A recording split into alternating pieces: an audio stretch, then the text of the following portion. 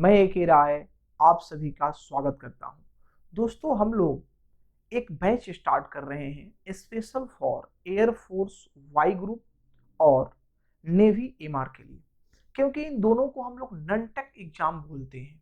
ठीक है, जिसमें आपको जो सेक्शंस होते हैं वो मैथ्स, रीजनिंग, आपको इंग्लिश और जीएस होता है, जनरल अवेयरनेस होता है। जैसे कि एमआर में तो शायद इंग्लिश नहीं आपका आता है, तो वो तो खैर इंग्लिश वाले सर बताएंगे, वो उनका डिपार्टमेंट। ठीक है, मेरा डिपार्टमेंट मैथ्स है, मैं मैथ्स आपको बताऊंगा, या फिर मैं रीजनिंग भी आपको डिस्कस कर सकता हूं, या कोई मेरा फैकल्टी रीजनिंग डिस्कस करेगा। तो चलिए हम थोड़ा सा एयरफोर्स वाई ग्रुप के, स्पेशली वाई ग्रुप के बारे में थोड़ा सा हम डिस्कस आपके साथ करते हैं कि उसका सिलेबस क्या है और किस प्रकार से हमें पढ़ना है। ठीक है, देखिए आपका air force Y group, air force Y group, ठीक है, इसमें दो पार्ट्स में आपके पेपर होते हैं। ठीक है, पार्ट्स करने का मतलब कि 20 नंबर जो होता है वो आपका इंग्लिश का होता है। ठीक है, और जो 30 नंबर होता है इसमें आपके तीन पोर्शंस हैं। तीन पोर्शंस कहने का मतलब कि आपका मैथ्स है। ये मैथ्स कितने रहेंगे भाई? तो ये मैथ्स आपके 7 से 8 नंबर के रहते हैं, कभी कम कभी ज्यादा। ऐसा नहीं है कि हमने बोल दिया 7 से 8, तो ये 7 से 8 ही रहेगा। 9 भी हो सकता है, कभी 10 भी हो सकता है, कभी 6 भी हो सकता है, लेकिन इतना रहता है। जो रीजनिंग का संख्या रहता है वो थोड़ा मैथ से ज्यादा रहता है, लगभग लगभग आपका 10 से 12 ये रहते हैं, 10 से 12। ठीक है, और ये आपका रीजनिंग सेक्शन है, रीजनिंग सेक्शन है।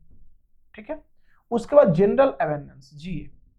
जीए जो होता है ये आपका अप्रोक्स 8 से 10 क्वेश्चन इसका रहता है, कुछ कम या कुछ बेसी, लगभग हम बता रहे हैं। ये आपका जीए है, जनरल अवेयरनेस है।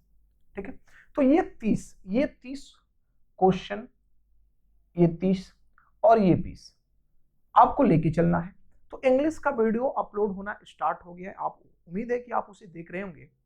और यहां पर अब आपका स्टार्ट होगा मैथ्स, रीजनिंग और जीए का वीडियो। जीए का वीडियो सबसे लास्ट में अपलोड किया जाएगा जब आप एग्जाम के करीब आएंगे। तो उसके पहले आपका लगभग लगभग 30-40 वीडियो जीए का अपलोड होगा, क्योंकि बहुत ही बेसिक सा क्वेश्चन उससे पूछा जाता है और उसमें ज्यादा जान नहीं होता है। यहाँ भी अगर हम बात करते हैं मैथ्स का, ठीक है, हम बात पहले मैथ्स का करते हैं। यहाँ अगर मैथ्स का हम बात करें तो मैथ्स का जो क्वेश्चन होता है वो बहुत ही बेसिक किस्म का होता है, बहुत ही इजी होता है, बहुत ही आसान होता है। तो क्या आपको पढ़ना है पहले तो भी ये डिस्कस करते हैं, फिर बात करेंगे किससे क्वेश्चन आता है। हम पहले बात करते हैं नंबर सिस्टम का। नंबर सिस्टम, ठीक है, नंबर सिस्टम, इसमें जो आपको टॉपिक रियल में पूछा जाता है वो क्या है? तो सबसे ज्यादा पूछे जाने वाला टॉपिक है आपका एलसीएम एंड एचसीएफ। ठीक है, उसके बाद आपका आएगा सर्ट्स, सर्ट्स एंड इंडिसेज, घातांक और करणी, लघुत्तम समापवर्तक और महत्तम समापवर्तक। हिंदी हम बोलते चल रहे हैं, जब पढ़ाएंगे तो हिंदी लिखते चलेंगे। ठीक है, उसके बाद आपका है fraction, fraction and decimal fraction, fraction and decimal fraction. उसके बाद आपका है square root, square root and cube root, square root and cube root.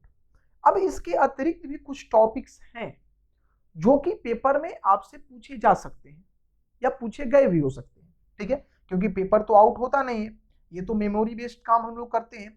लेकिन जो बच्चे एग्जाम देकर के निकलते हैं उनका कहना यह है कि सर नंबर सिस्टम से जो क्वेश्चंस रहते हैं वो जनरली इन्हीं टॉपिक से रहते हैं। ठीक है, तो ये नंबर सिस्टम का हो गया।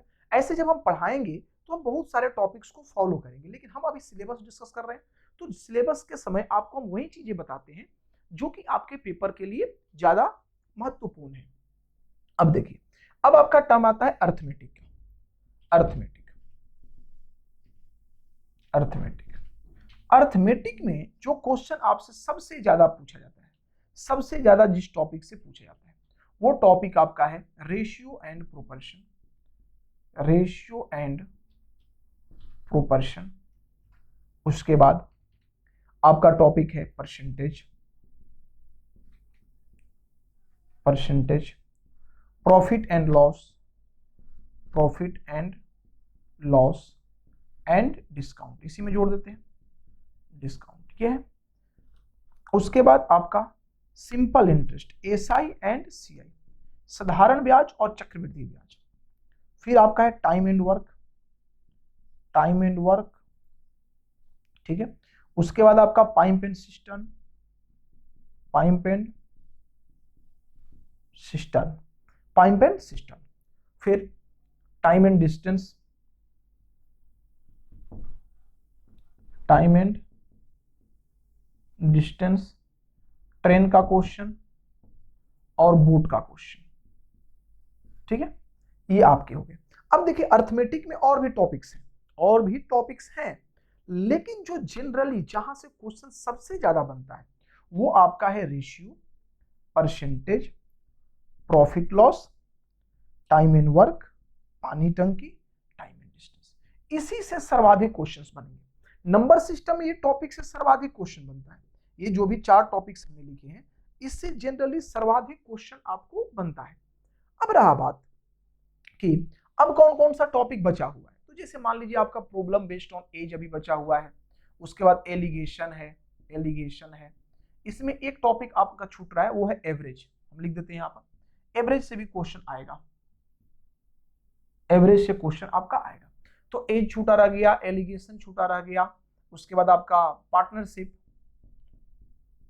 पार्टनरशिप ये रह गया छूटा हुआ। तो ये सारे भी टॉपिक्स हैं, हम पढ़ाएंगे इन टॉपिक्स को भी, ऐसा नहीं कि छोड़ेंगे, लेकिन इन पर फोकस आपको थोड़ा कम करना है, ज्यादा फोकस नहीं करना है। ऐसे आप अगर मान लीजिए कि ग्रुप डी या फिर अदर एग्जाम्स रेलवे का फिलअप करते हैं तो उस केस में तो आपको ये सारी चीजें पढ़नी है, लेकिन यहाँ पर जो चीज आपको पढ़ना है वो रेलवे, रेलवे, एसएससी और बैंक, रेलवे, एसएससी और बैंक, इनकी तुलना में बहुत ही कम पढ़ना है। इनके सिलेबस का 50% सिलेबस ही आपको पढ़ना है। ये बात आप समझ करके रखेंगे कि यहाँ भी जो भी चीज हम आपको पढ़ाएंगे वो चीज क्या होगा, बहुत ही शॉर्ट होगा, बहुत ही शॉर्ट होगा। अब थोड़ा सा आइए एडवांस मैथ का बात करते हैं। तो एडवांस मैथ में इसे मिटा देते हैं, एडवांस मैथ,